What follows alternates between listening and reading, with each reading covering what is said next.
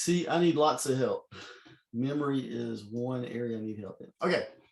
So it generates a steady stream of leads or business income, and it becomes your asset, your legacy, and your exit strategy. Can somebody unmute and tell me what that means to you? How does your database become your asset?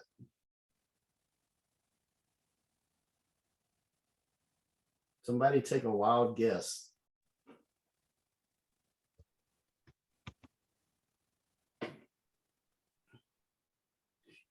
Really? Y'all not gonna help me out this morning? Well, I understand. I'm trying to think of how to phrase it correctly. Just say it. It's not gonna be wrong.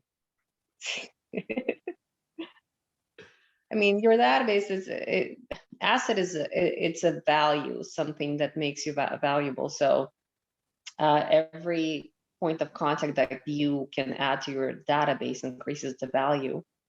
Absolutely. The potential of more business. Exactly. Exactly. So we say that, but does our behavior, represent what we believe? So if we really think that way, how would we treat our database, our relationships? I mean, I'm talking to myself. I've got a pretty extensive database after 16 years. Now, granted, there's still people in there that are not going to do business with me, but they're still on my list. They're still in my database. But how well am I talking to them? So, okay, again, when you build up a huge database, that in turn, the business, not the database itself, but the business that comes out of it can be our legacy in a lot of different ways. We can become the market leader. We can become known for niching in a certain area, or this is a legacy we're going to pass on to our kids or our team members or whatever.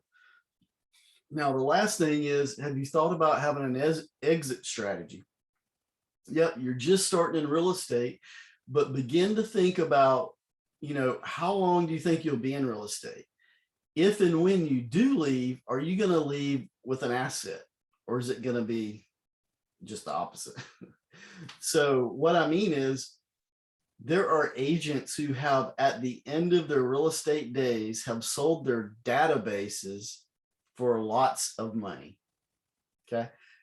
Those relationships that you've been tending, somebody else wants to tend those relationships, because guess what? The old statistic was every 5 to 7 years, everybody's going to buy another house, right? Well, I think it's shorter than that. I think it's, every 3 to 4 years, most people are going to buy another house, or they're going to sell their house. So guess what? Your database is important. It's valuable. So start looking at it that way from the very beginning. Again, we teach you at Realty One Group that you want to build your business as a business, not a hobby. All right. What can a database deliver? It can deliver a solid referral-based business, consistent and reliable revenue, and it can take 6 to 12 months to season a contact. So these are 3 things that I want you to know up front. And here's why. Because if you understand what referral-based business is, we teach you, and I teach you specifically, to learn how to work your sphere of influence, your SOI, before you go out and buy leads. Because guess what? It takes money to buy leads, right? You have to have money and a budget to start buying leads to get business. But guess what? When you go out and put the relationships, the names and the emails and the phone numbers of people you already have a relationship with in your database, guess what that costs? 0, right? It just costs you a little bit of work. And by the way, real estate is going to be work. If you don't have a work ethic, you need to get one fast, or you're not going to have a business in real estate. You have to constantly spin the wheel. You have to constantly add. You have to constantly manage and nurture. And if you want to build a business, if you're an entrepreneur-minded business owner, that is what you will do. And by the way, some of us that are that way, we can't help but do that. We want this thing to grow, right? Oh, how about being consistent and reliable revenue? So again, you have to keep spinning the wheel, milking the cow, whatever your analogy is, you have to keep doing it. You have to keep that momentum going. You have to keep making the calls, making the touches, reaching out, sending the postcards, talking to people. The number one thing that you can do to build your business above all is just to get out around other people and talk. That is the number one way to get business in real estate. Now, when you get some money in the bank and things like that, yeah, you can go online and you can really ratchet it up. You can email 20,000 people at one time and send out, yeah, I get all that.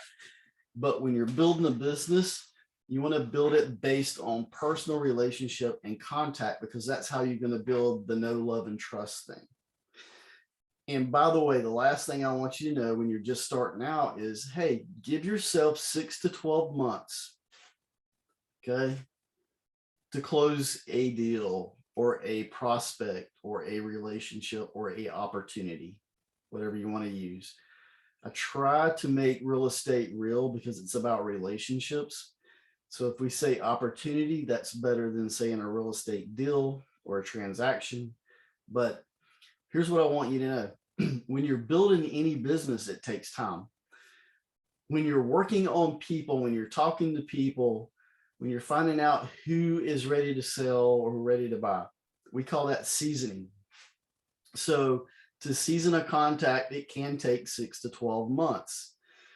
That means we got to salt and pepper them up until they're ready to do business, right? So I want you to lean in and do the hard work, but don't be too hard on yourselves if you're 2-3 months in and you're not seeing any fruit. It's okay. Now, every once in a while, we'll have an agent, or you might get to the point where somebody comes out and says, hey, I'm ready to buy a house, and it's month 2, you're in real estate, you get them under contract, you close them. That's great. And we'll give you an aha. But we're also going to give you an aha if you're at month 6, you're still working on it, you're doing the work, but you haven't had a closing yet. So again, give yourself time to build the business. All right, some questions you might want to ask when you're making a plan. How many connections do you need? What type of connections? How often? And what will the connections cost? So we give you a business plan, or we have the opportunity for you to take our business plan. And if you're not sure, ask your mentor, ask your BIC, but you can go into one university and find the 2022 business plan. And guess what? It will help you walk through how many connections you need week by week, month by month to reach your annual or year-end goals. So you have to really start at the top. And I don't have my worksheet up, but we'll come back to it. I'll pull my worksheets up at the end and we'll go through some of these. What type of connections, how often, we'll come back to that. The key is you want to stay top of mind. When people think about real estate, you want them to picture your face. You want them to think of your name. That's what it means to be top of mind. So when we talk about business planning, basically we're just talking about creating a roadmap for success. So how many of you are visual learners? Just unmute and say yes or no, or just say yes. Yes. Yes. Nelly. All right. Am I? Yep, I am too. I am very much a visual person. So I've done the vision boards. I've done the planner thing. I have to see it on my calendar to know it exists. Okay. That's me. So whatever you need to do to make it clear and make it real for you, do that. If it means getting a specific journal for you to carry with you all the time that has your contacts in it, your business plan, then do that. If you like to keep it on your phone and your notes app or whatever, I mean, I keep a lot of my stuff there now, but whatever you need to do to see it every day, that's where you need to put it.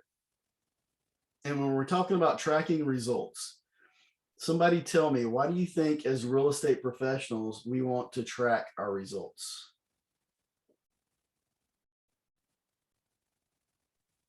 So you can see what's working, what's not. Absolutely. Absolutely. I'll give you an example. So in 2012, let me back up. So I got my license in 2006, and that was like November 2006. I really didn't start doing anything until January 2007. 2007, I was the rookie agent of the year in my office. I had a full-time job and I was working real estate as well. So I really had 2 full-time jobs, what it amounts to. So anyway, I took all the courses, I went to all the workshops and stuff like that. But I never took my business serious enough. It was more than a hobby, but it wasn't quite a business to me. It was like, man, this is a good way to make extra money. Well, in 2012, I joined the team. And whether I liked it or not, I had to use systems and processes. I had to track everything. So in 2012, I started using a spreadsheet to track all my numbers. And you know what I found? So month by month, it was like, oh man, I got to remember, okay, I got to go in and put these numbers down, or go back and look at my transactions and pull the commission, put on a spreadsheet. Yeah, all right. I don't really like doing that stuff, but let me tell you what happened at the end of the year. When I was able to look at that spreadsheet, I was able to look at my lead source column, and it told me where the bulk of my business was coming from. That is an aha moment, because when you do that every year, and by the way, if you track your productivity, when you get ready to join a team or build a team or do something that requires somebody looking at your past experience, there's your productivity right there. There's your track record. There's your results. But let me get back on track. So when I went and looked at that spreadsheet at the end of the year and saw that, hey, more of my business is coming from my sphere of influence than Zillow leads, guess what I do? So how do you act on that? So you go and spend less money on Zillow leads and more money cultivating your sphere of influence, meaning more postcards to your database, etc. So things like that will help you grow your business. And that's why I'm spending 5 minutes talking about it. All right, so there are 4 ways, what we call 4 irrefutable laws of your database. So number 1 is build it. So you're not going to have anything if you're a passive bystander, if you're a passive sales agent. You have to build it. And that requires work. It requires dedication. It requires time blocking, number 1. So what I'd like for you to understand is that even if it's starting today, you need to go into your calendar and build or put in your processes. Like, for example, you're going to time block 2 days, 3 days a week to build your business. You're going to call people, add them to your database. Let's just say you're going to start that at 9 in the morning. You're going to go to 10 or 11. You're going to go in your calendar for those 3 days a week, Monday, Tuesday, Wednesday, or whatever it is. And you're going to put in your calendar lead generation or something to that effect. And you're going to keep it in your calendar. Now, you're going to do 1 of 2 things. You're going to go in your calendar, you're going to see it and you're going to like dismiss it, or you're going to see it and you're going to act on it. Either way, it's a reminder that you need to be building your business, and this is what you need to be doing in this time frame. So I would highly recommend you go ahead and start putting those action items in your daily calendar.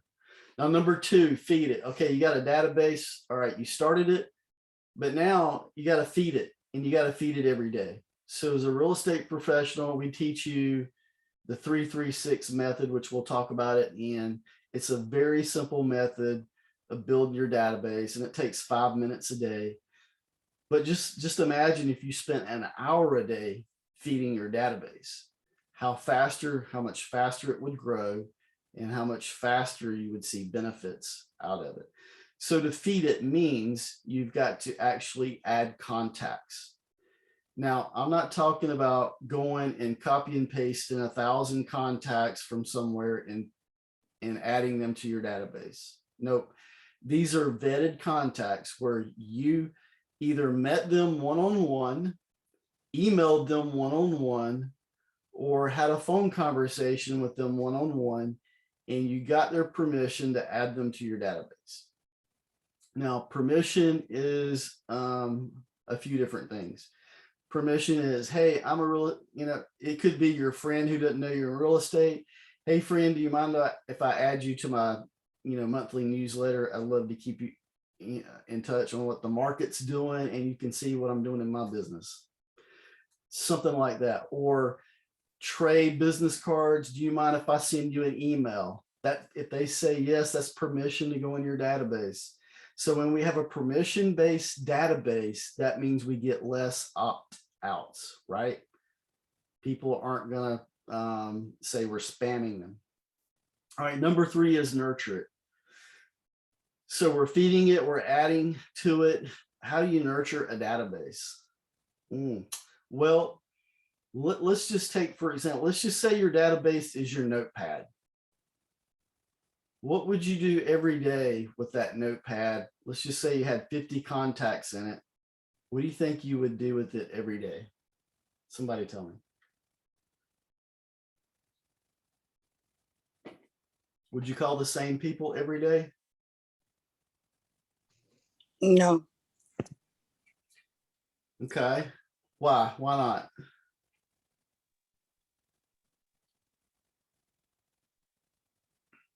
They'll get tired of you. What was that? They'll get tired of you. Yeah, exactly. All right. If I called it, I had a job once where I had a very low caseload, and I was supposed to see people like twice a week.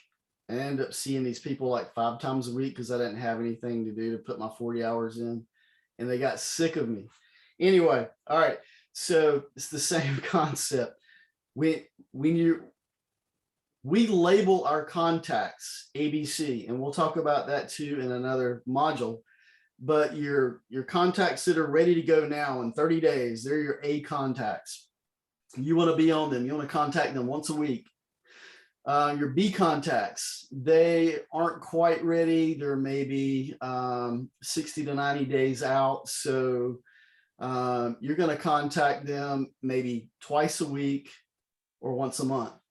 And then you got your C contacts. They're not going to buy anytime soon. They're looky-loos. So you're going to email them or call them once every 6 months or a year. So if you put your contacts in your database with those labels, then you're going to contact them accordingly, and you're not going to beat them up over the head when they're not ready, but you're also going to give them enough attention when they are ready.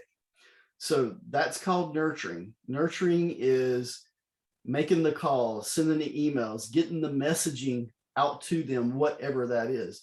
Sometimes it could be sending a gift. Sometimes it could be buying somebody lunch. But nurturing that database is taking care of the relationships in it. And then to maintain it. So what do you do to maintain a database? You look at it often. You see what needs to be changed or tweaked or edited. For example, somebody's email changed. You got a bounce email. You contact them, get a good email, or somebody had a bad phone number, or somebody emailed you and said, take me out of your database, and you want to respect their wishes and do that. But these are all part of growing your business. All right, when it comes to building your database, the rule number 1,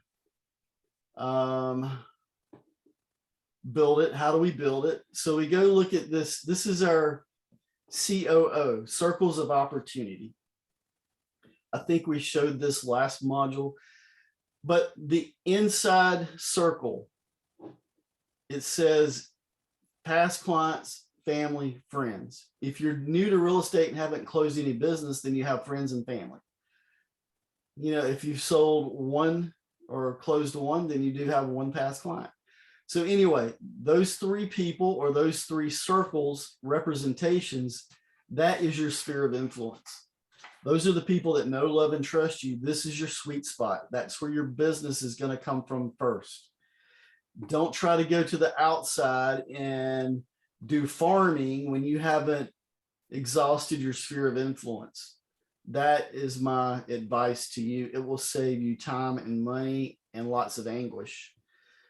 It takes time in the business to get established as a name that has more fruit to it when you do farming than it is to go and cultivate the relationships you already have.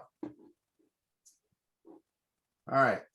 The inside, the inner ring, the middle circle, these are people that are connected to you but have not done business with you yet. These are people you see at church, the doctor's office, the post office, past co-workers. You get the idea. So you want to reconnect and reestablish those relationships. So that is the tier you would work on next. And then the outside tier, I'm going to say this is kind of the result of your efforts. People are going to see you on your website and be connected to you. You're going to start doing a Facebook ad or whatever, and people are going to connect with you. You're going to put a sign out for somebody's house you're selling your sphere of influence, and then other people, strangers, people you don't know outside of your network are going to call you. So you see how this all works together? So this is your circle of opportunity. Start in the middle. All right. When we categorize, we separate our contacts by type. All right, we've already talked about that a little bit. So how do we organize those? You want to separate your contacts by source so you can identify potential customers versus referral sources.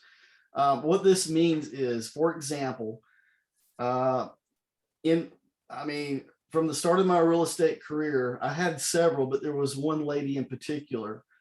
I never sold her a house, but she sent me about a half a dozen buyers or sellers just by talking about me, sending people my information. And one was her in-laws.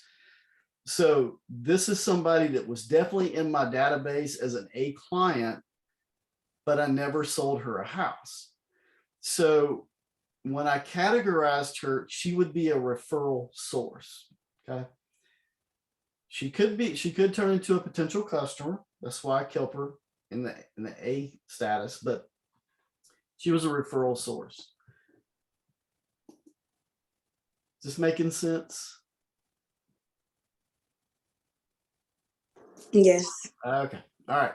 So rule number 2, feed your database daily. So if you'll screenshot this again, what I'd like for you to do is take and think about this script, rewrite it in your own language, make it yours. But everybody needs a 1-minute script. When you meet somebody in an elevator, walking out of the grocery store, you need to at least know what you're going to say. So what you could say is something like this. Hello, my name is Tommy. And from time to time, I run across useful updates about the Charlotte real estate market. I'm happy to send them to you. Is email or snail mail better for you? Now, again, you're not going to say it canned. It's going to be your language, how you would say it. I would probably say, hey, man, I'm Tommy. Did you know I have updates about the real estate market? And I can send them to you if you'll just give me your email or text. It's probably what I'm going to say. So if it's a friend, I'm going to be more casual. If I'm sending it as a text, I'll be a little more formal like this, but you get the idea. Go ahead and have something that you can say when you are in contact with someone. So you want to ask for their contact information rather than offering them yours. For example, if you give them your business card and they run off, then if they don't call you, you're lost. You don't have anything. However, if you get their business card and you will contact them, then now you can continue that relationship. So always remember that. All right, number 3, in nurturing your database, we want to make sure that our messaging, we talked about messaging. We want to make sure it's consistent, that it's branded to you and the company, and you make it a personal connection. For example, when you meet somebody, say at a soccer game, your kid's soccer game, and you tell them they say they're looking for a house and you're going to get back to them and you're going to send them some information. What you want to do is make a note in your database, and there is a place for that, hey, I met so-and-so and she likes XYZ, or her kid is on X team. Okay. Then when you send her something back, whether it's a phone call or email, you can say, hey, how's your son's team doing? Yada, yada, yada, whatever. You want to make it as personal as possible. So you want to connect things that people love to them. And anytime you talk to them, if you've ever bought a car, this has happened to you, because a good car salesman, they're going to ask questions about you. Where'd you go to school? What did you do at your last job? And then when they see you again, they're going to remind you of that. They're going to say, whatever. So anyway. All right, introduction announcement. I'm going to show you an announcement announcement letter here in a few minutes. So we'll go over that then. But some ways to introduce yourself, or a realtor announcement letter through an email, a postcard, a personal handwritten note, or a personal follow-up call. All right, when we're nurturing our database, you want to remember that you need to have a social media plan that you put in place every week.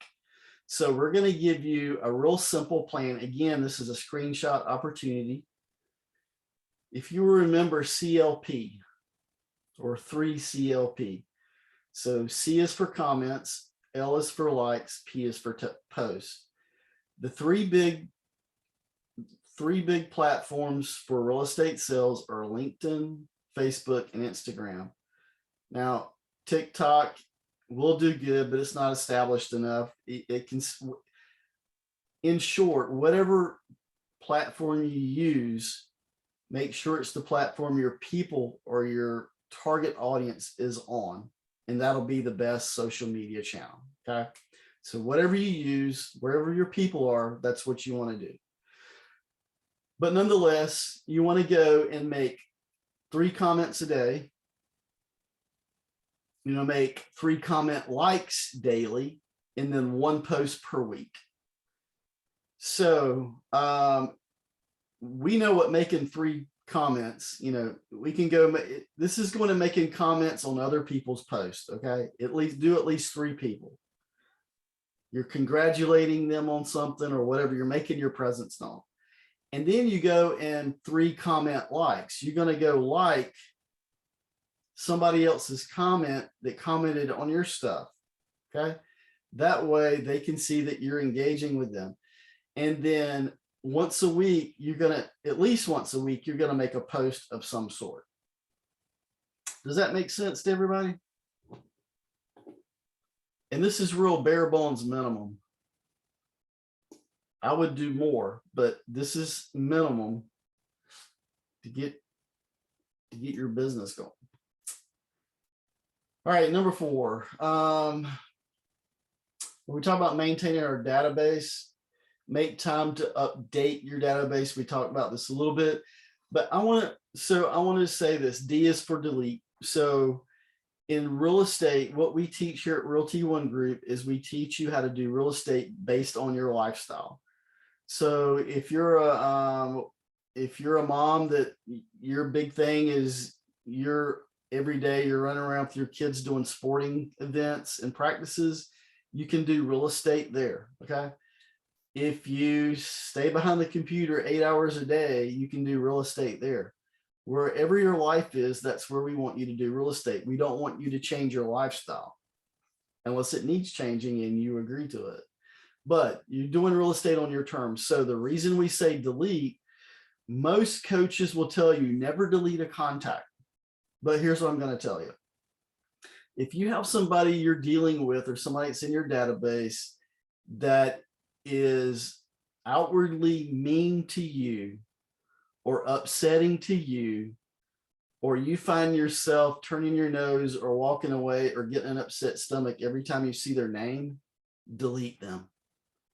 This is the business we're in, is the business of choice. We get to choose who we work with. So you can always delete, okay? So don't feel bad about deleting someone. Sometimes it may be a family member that just doesn't believe in you. Well, you don't need them replying on your social media, bringing you down. So delete them. All right. That includes negative, angry people and happy people.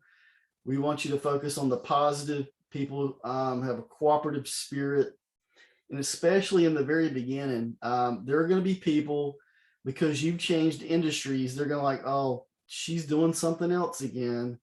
They're not going to believe in you, but you're going to dismiss that because they don't have the vision that you have. Right? Y'all all should say hallelujah, amen to that, because it's going to happen to you. All right. Yeah. I hear you. Okay. We're almost to the end. When we talk about servicing leads, here's some things that I want you to know, because again, this is like the light coming on. This is aha moment.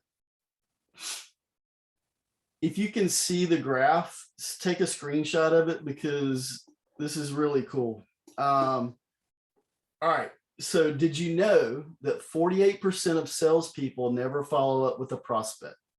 That includes us agents. That's a lot. That's almost half of us don't even follow up with somebody who could be a viable lead and we could end up closing. 25% of salespeople make a second contact and stop. So it's like we're quitters, right? We don't follow through at all. We don't have much gusto here. And listen, 12% of salespeople only make 3 contacts and stop.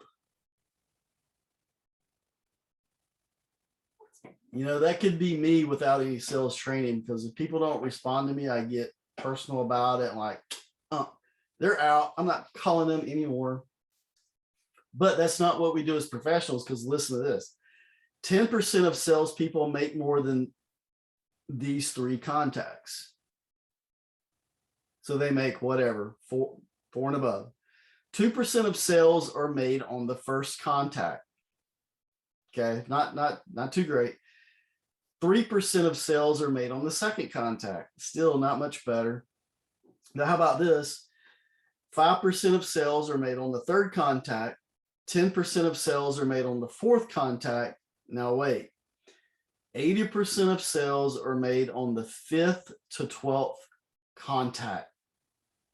Wow. What does this tell you?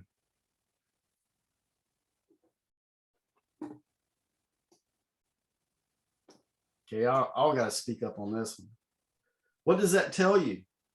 You have to be persistent. Persistence is key in sales. Absolutely. These people that are waiting to your 5th, 6th, 7th, 8th, 9th, 10th, 11th, 12th call, they're just trying to give you a hard time, right? See how many times you'll call them? No, they're busy. Their lives are going on. They have stuff. They might have missed the first 3 emails, or didn't really connect with it, or it didn't apply to them at the time. 6 months later, they see your 7th voicemail, and they've just been told by their friend who's a lender, I think you, based on what I see about your income, you're able to buy a house. And now they see your email about, I'm willing to help you buy a house. That's how it works. And remember, we're all different personalities, so we respond differently. So persistence pays. You're going to need to make that contact. You're going to need to follow up more than 5 times. Okay. So go in it with the attitude that you're going to contact people until they tell you to delete them. Right. All right. Lead conversion. We have a worksheet for wants and needs. What you're going to do is identify people's wants and needs first. You need to know what they need before you can help them best. The last thing a prospect wants is an agent that tries to drive them where they want them to go. They don't want that. Use the consultative approach. That is the Q&A going both ways.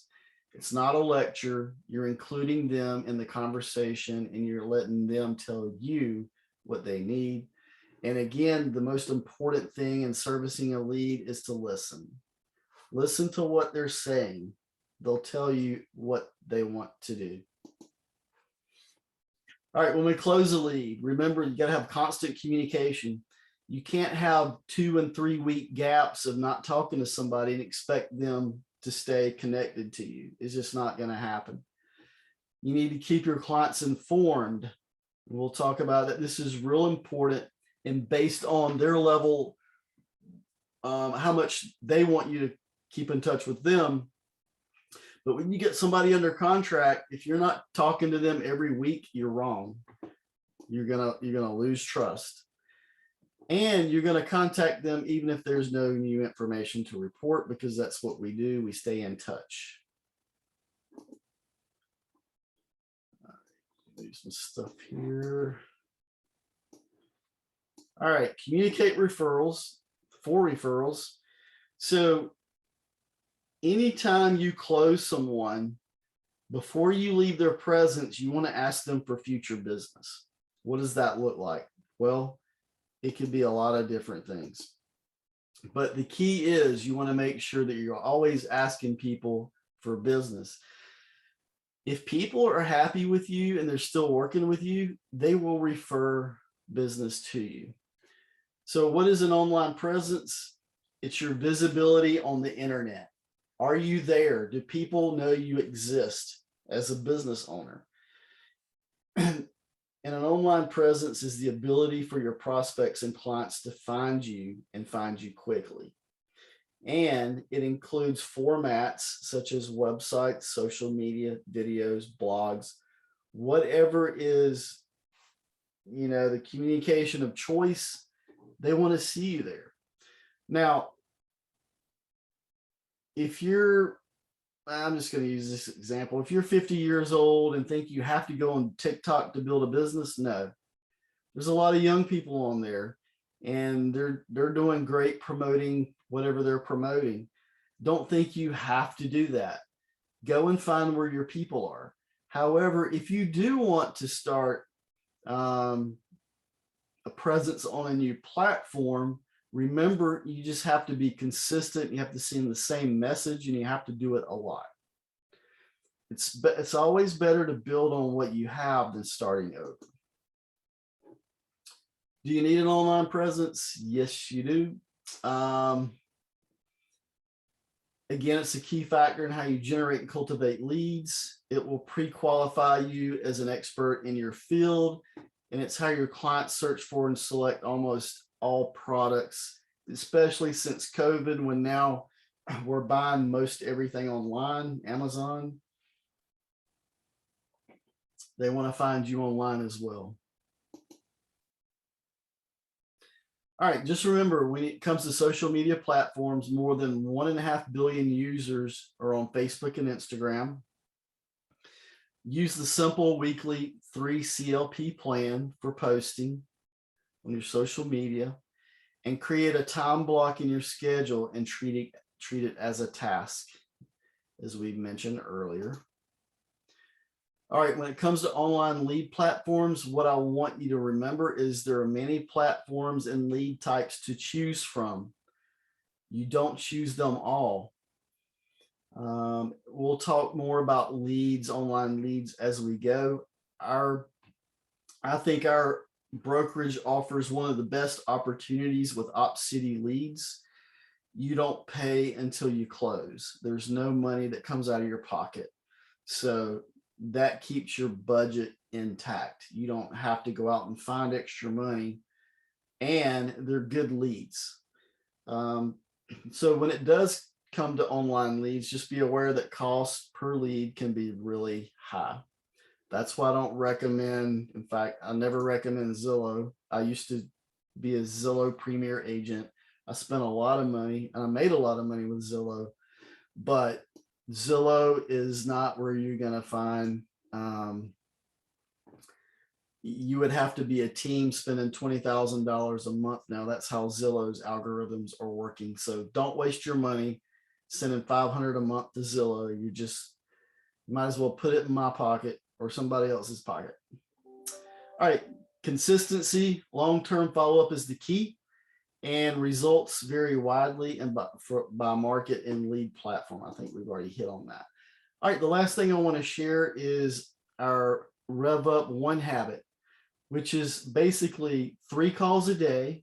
These are 3 new people, and then adding those 3 people to your database, and then writing 6 handwritten note cards, 3 which will be of the people you just added to your database, and 3 other handwritten note cards to people that you pull not randomly, but people that need to be touched in your database. And when I say touched, I mean talked to, emailed, whatever, not literally, unless I should. All right. Any questions?